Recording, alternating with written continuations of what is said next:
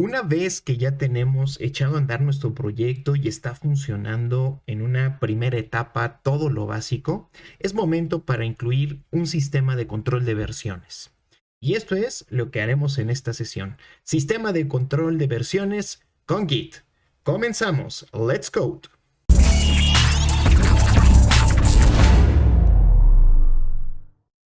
Para empezar, vamos a recordar lo que significa Git.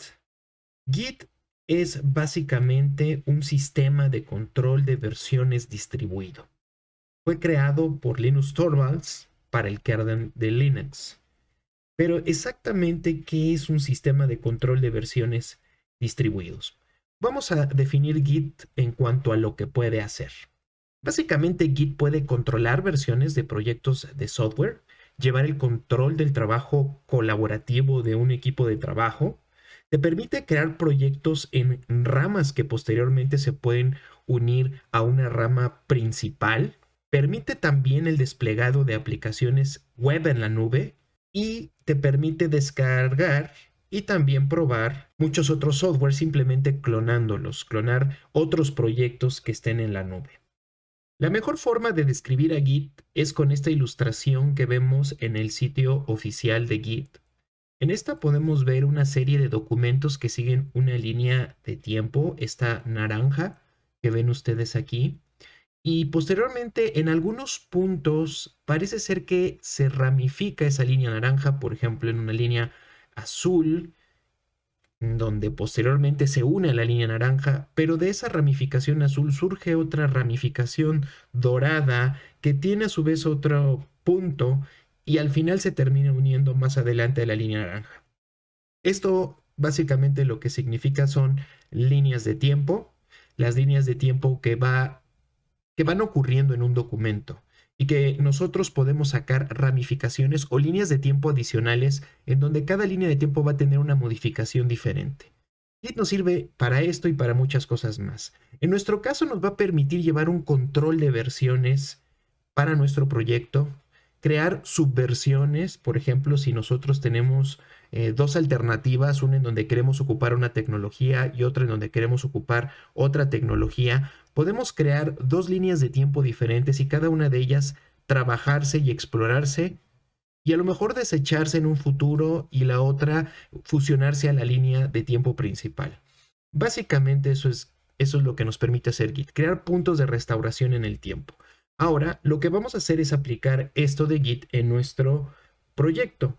Para eso me voy a ir al editor de código y lo primero que vamos a crear es un repositorio local. El repositorio local va a ser el encargado de estar visualizando los cambios que yo vaya haciendo a mi proyecto. Por lo tanto, este visualizador va a estar de alguna manera colocado en la raíz de mi proyecto. ¿Cómo creo este repositorio local? Bueno, lo primero es que me tengo que asegurar que tenga Git.io instalado en mi máquina y para eso, en la línea de comandos, por ejemplo, en Visual Studio Code voy a poner git --version. Ya está. En estos momentos tengo la versión 2.17 de Git. Esa es la versión que estoy manejando actualmente. Por lo tanto, sí tengo la posibilidad de crear un repositorio aquí. ¿Qué es ese repositorio? Es un conjunto de archivos que van a guardar los estados de tiempo o puntos de restauración de mi proyecto. Y ahorita vamos a verlo de manera práctica. Bien, ¿cómo crear un repositorio? Esa es la primera operación que quiero hacer cuando quiero empezar a integrar a mi workflow o mi flujo de trabajo un sistema de control de versiones. Afortunadamente Visual Studio Code nos ofrece una interfaz gráfica para interactuar con Git y nosotros podemos hacer uso de ella. Cabe destacar que yo estando en la WSL o Windows Subsystem Linux, la primera vez que intenté crear un repositorio no me funcionó, tuve que salirme y reconectarme hasta que Visual Studio pudo entender de alguna manera que estaba conectado a un sistema de Linux en Windows y me permitió crear las operaciones de crear repositorio directamente desde Visual Studio Code. Es como si Visual Studio Code no se diera cuenta que va a trabajar Git de manera remota en una imagen de Linux. Bueno, entonces, ¿cómo creo mi repositorio? Del riel izquierdo voy a seleccionar este botón de aquí que se llama Source Control. Lo que les comentaba es que en un inicio este botón de inicializar repositorio estaba deshabilitado.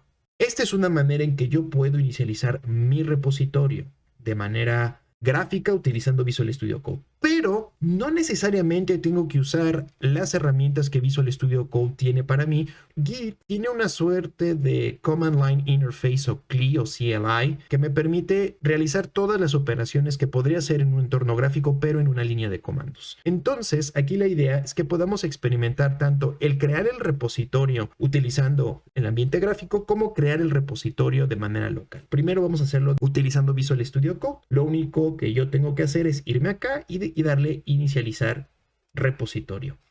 Con suerte, esto lo que va a ocurrir es que me va a generar un repositorio en mi archivo local. ¿Cómo es que tengo este repositorio? En la línea de comandos lo que voy a hacer es que tengo una carpeta que ha sido creada. Esa carpeta se llama .git. Si yo la listo o intento visualizar esa carpeta, no la voy a encontrar porque está oculta. Sin embargo, puedo navegar a ella si me sé el nombre. Entonces aquí en mi línea de comandos voy a expandir esto. Voy a poner cd o changedir.git y van a ver cómo ahí está mi carpeta. .git. Esa .git es la que va a tener toda la información relacionada a mi repositorio. Le voy a dar listar y ahí voy a tener todos los archivos relacionados con mi repositorio. Tengo por ahí algo que dice branches, config, description, hooks, info, objects. De momento no me tengo que preocupar por esto. Le voy a dar cd ... para salirme, cd espacio ... Eso es lo que me permite visualizar mi repositorio. Como les digo, al crear el repositorio o ese git, esa inicialización que hice, al parecer no me afecta, no me crea ningún archivo. Lo que sí puedo observar es de que ha creado una carpeta oculta que se llama .git. Cabe destacar que si yo quisiera borrar el repositorio, lo único que tengo que hacer es borrar esa carpeta oculta .git y listo, como si el repositorio nunca hubiera existido. Lo primero que debo de entender es que un repositorio o un sistema de control de versiones vigila y está al pendiente de los cambios en los archivos. Pero para poder permitir que el sistema empiece a vigilar, le tengo que dar de alta los archivos que quiero que empiece a seguir, o en inglés a traquear, track files. Para yo ver el estado en que está mi repositorio, lo que tengo que hacer es invocar al comando git status o el estado de mi repositorio. Con ese comando de git status yo voy a poder visualizar cuál es el estado de mi repositorio. Entonces le voy a dar enter y puedo ver que el sistema ha detectado una serie de carpetas y archivos que no están siendo traqueados o seguidos. Podemos ver aquí que el sistema ante un git status me dice: ¿estás tú en la rama maestra o branch master? Ahorita vamos a hablar un poco sobre la rama maestra. De momento no tengo commits, también hablaremos sobre el término commits, pero lo que sí me dice es que tengo unos on track files. Eso significa que todos estos carpetas y archivos están en un estatus en donde el sistema sabe que existen, pero que no lo he habilitado para que los empiece a seguir, es decir, para que empiece a vigilar cambios en estos elementos. Una de las primeras cosas que yo voy a tener que hacer para empezar a vigilar a mis archivos es en la línea de comandos agregar esos archivos y ponerlos en un estado de en seguimiento. De esa manera habilito al control de versiones, en este caso a Git, de visualizar y estar al pendiente de los cambios que ocurran en esos archivos que están siendo traqueados o seguidos de alguna manera. Cabe destacar que aquí lo interesante es que yo pueda poner todos los archivos que tengo aquí en un estado de tracking. Para ello tengo un comando que se llama git add. Git add me permite ir agregando archivos y pasarlos de ese estado de on track o sin rastrear a rastreo o track. Entonces, si yo pongo git add, puedo de alguna manera establecer el nombre del archivo que quiero traquear. Ponerle, por ejemplo, quiero que empieces a seguir el app.yeyes. Sin embargo, si tengo muchos archivos, esto sería algo muy engorroso. Entonces yo dispongo de un comodín que es el punto.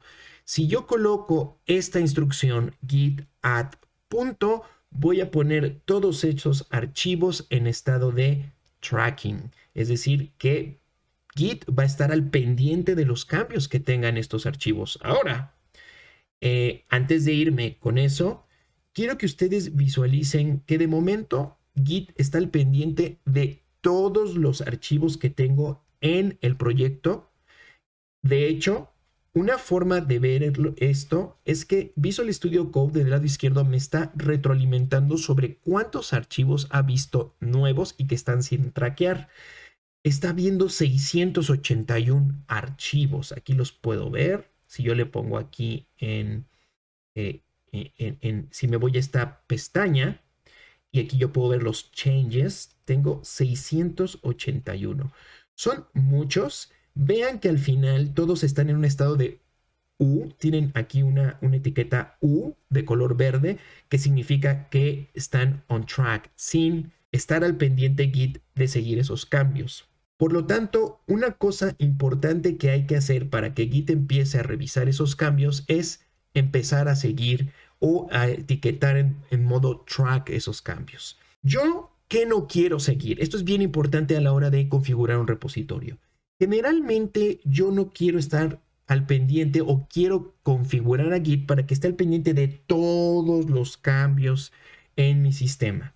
Por lo tanto, lo que voy a hacer es crear un archivo que Git va a tomar como parte de su configuración inicial para que ignore archivos que no deseo llevarme a mi repositorio, que no deseo guardar, porque no sería práctico. Y entre estos archivos o folders que no quiero seguir es el de la carpeta NotModules. ¿Por qué no quiero NotModules? NotModules contiene todas las dependencias de mi proyecto, contiene todos los códigos que usa mi proyecto como dependencia y que están definidos en el package JSON. Aquí, si yo me paso al package JSON, recordemos, tengo una sección de dependencies y ahí yo llevo la lista de todos los archivos y las bibliotecas que yo requiero como sus propias dependencias. Cada uno de estos tiene sus propias dependencias. Y cuando yo realicé la instalación de esas dependencias, todo se guardó en NotModules. Cabe destacar que no tiene caso que yo me lleve esto a un repositorio tanto local como remoto, porque yo puedo realizar una instrucción de instalación y se van a ir por esas versiones. Entonces no tiene caso guardar NotModules. ¿Qué otros elementos no son recomendables guardar? Archivos de log, a lo mejor algún otro tipo de archivos de configuración que veremos más adelante. Todo eso no es bueno llevárselo al repositorio como parte de la información. Lo más importante que yo puedo guardar en mi repositorio y lo que sí me va a interesar guardar son los archivos de desarrollo.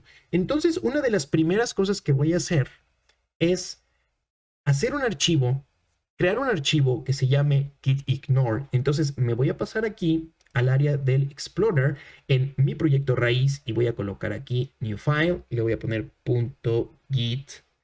.gitignore. Es bien importante que ubiquen que el archivo no tiene nombre, es simplemente una extensión .gitignore sin nombre. Esto debe ser así para que Git lo identifique. Entonces le voy a dar Enter. Y estos archivos de .ignore, .gitignore son muy populares en muchos proyectos de la web. Ya estaremos viendo cuando estemos revisando la parte de Slint, cuando estemos revisando la parte de Prettier.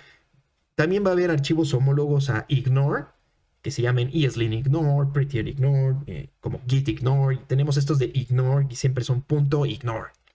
Entonces, lo que vamos a ver es que todos tienen en común algo.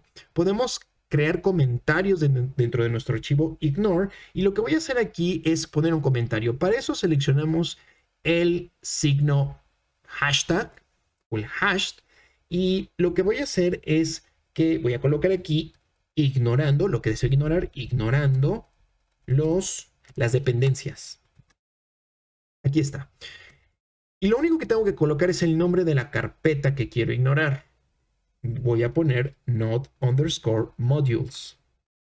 Y listo. Como por arte de magia, ya está siendo ignorada mi carpeta.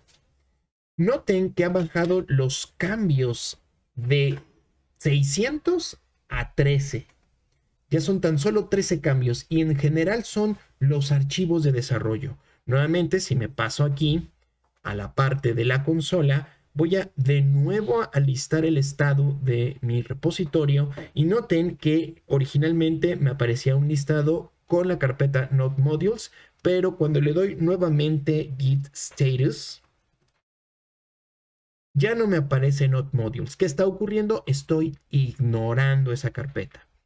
Es así como yo tengo ya mi repositorio simplemente al pendiente y revisando los archivos que deseo seguir. Nuevamente, los referentes al desarrollo. Ahora, ya que tengo mis archivos ahí listos sin traquear, ya que tengo un archivo git ignore que me está ignorando los cambios que no deseo estar al pendiente, que quiero que ignore esos, el siguiente paso será agregarlos, empezarlos a etiquetar como track. Entonces le voy a dar aquí clear y lo voy a hacer primero con Visual Studio. Y la forma de hacerlo es muy sencilla. Lo único que tenemos que hacer aquí es agregar estos cambios. Cabe destacar que lo único que hay que hacer es seleccionar aquí este botón de más y lo que vamos a hacer es aceptar esos cambios que se han detectado. Entonces aquí le voy a poner git ignore y puedo hacer de uno en uno. Sin embargo, no es muy práctico. En la parte de arriba donde dice changes o cambios, tengo este botón más que lo único que va a hacer es que va a agregar todos los cambios. Y ahí están. Todos los archivos se han agregado y están en un área especial automática que se llama el Staging Area. El Staging Area es un área en donde yo coloco los archivos que a futuro son los fuertes candidatos a quedar dentro de un punto de restauración que en Git se llama commit. Ahora, todo esto lo hemos hecho utilizando la interfaz de Visual Studio Code. Vamos a borrar el repositorio y hacer esto mismo pero con los comandos. Aquí muchas veces va a ser interesante manejar comandos a veces o manejar también la interfaz de Visual Studio Code. La verdad es que a veces resulta más cómodo uno que otro y aquí pues iremos utilizando algo combinado para tener siempre en mente los comandos, la línea de comandos y la interfaz de Visual Studio Code. Pero eso lo haremos en el siguiente video de la siguiente sesión. Hasta la siguiente.